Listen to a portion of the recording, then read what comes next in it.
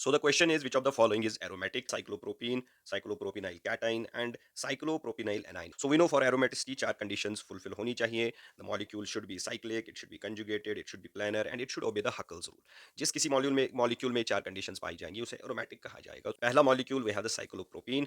Cyclopropene में अगर हम देखें क्या है साइक्लिक है, तो साइक्लिक मींस एक ऐसा मॉलिक्यूल जिसका पहला एंड लास्ट एटम जो है they are connected to each other. And अगर आप साइक्लोप्रोपीन की बात करेंगे, yes this is cyclic molecule and we can say it is cyclic. पहली कंडीशन इसकी फुलफिल हो रही है. Second condition is it conjugated. So we know for conjugation what is important कि जितने एटम्स उस रिंग के हैं सारे ही एटम्स के पास p ऑर्बिटल्स होने चाहिए. Now if you look at this molecule, यहाँ पे जो ये वाला कार्बन एटम है ये sp3 हाइब्रिड एटम है. दैट मींस कंजुगेशन यहाँ पे ब्रेक होती है. So cyclopropene is not conjugated.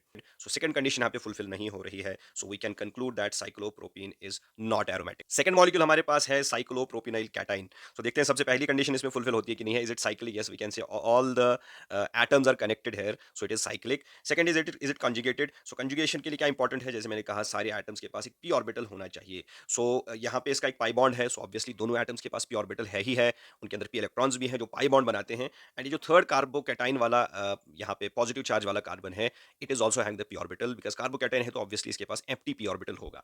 So therefore it is conjugated. Second condition इसकी फुलफिल हो रही है, it is conjugated also. Third planar, yes, it's a three atom ring. So obviously planar hai. Third condition is also followed. Fourth condition dekhte hain, last condition, Huckel's rule. So what does Huckel rule say? Huckel rules के according it should have 4n plus 2 pi electrons. Okay, it should have 4n plus 2 pi electrons. That means n is यहाँ पे n whole number है. So जब हम इसको solve करते हैं for 0 1 2 and so on, so हमारे पास क्या है, नंबर आते हैं 2, then it is 6, then it is 10, then it is 14 और 18 and so on.